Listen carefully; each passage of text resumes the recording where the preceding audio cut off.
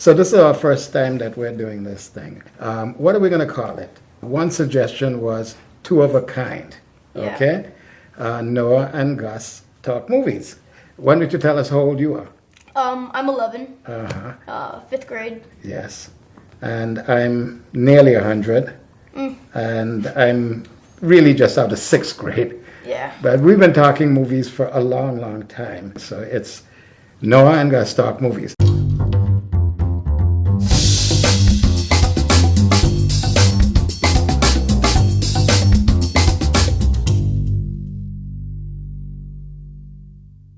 So the first question I want to ask you is, what's your favorite movie last year?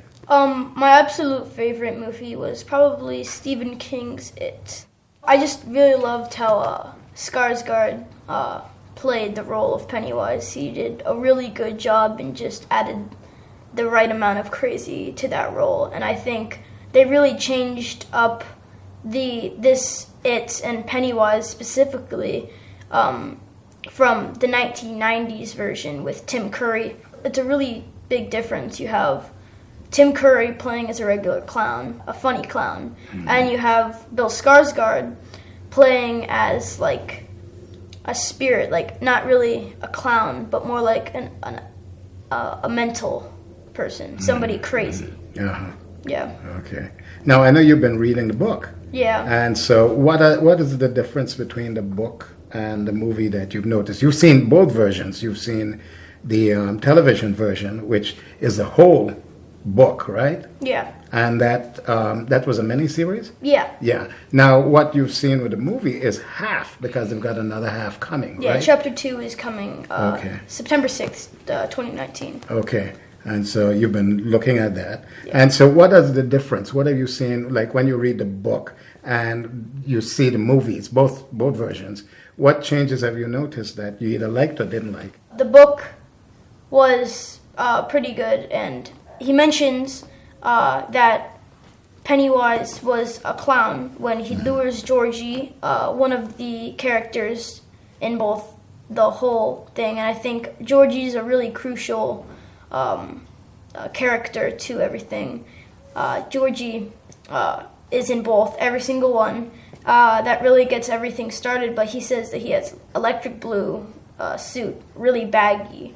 Again, I think Stephen King really made this with strong language and adult concepts, where they couldn't do that in the miniseries because it was aired on TV where anybody could watch it.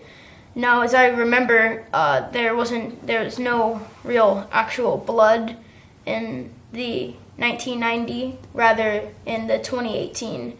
There's a lot of blood. It's R. Well, actually, the film was 2017. We are in 2018, but it came out last year. I think they did a pretty good job with the new It, and I'm pretty excited for the new chapter. Okay, you really want to see the next one. You were asking me earlier what was my favorite film of the year, and I was telling you haven't seen it. It's a film called The Florida Project, and it's the reason I really like the movie. First of all, is it doesn't feel like a movie in the sense that it doesn't feel like somebody wrote a script and then somebody was there and they set up the camera and they took pictures and then they shot a scene and they added scenes to it. It really has a feel like these people were living their lives and somebody had some little camera and they took just took these incidents that were going on in their lives, and we got really involved with it. And I was like a movie where I'm not aware of the art or the craft of making a movie. You see what I'm saying? And then the other film that I really liked was a film that is in the opposite direction of that, and that's a film called Phantom Thread. And with that one, you can see it's a carefully made movie. The acting is very deliberate and very careful. The lighting and all of that. So my two favorite films of the year are very opposite in their styles. One doesn't look like a movie in the formal sense of the word, and the other looks like, yes, a carefully put together work of cinematic art. So those were my two favorites. Thanks for watching. Click on the subscribe button so you won't miss out on any more of our episodes. We'd love to hear your suggestions about other movies we ought to see. Post them down in the comments below.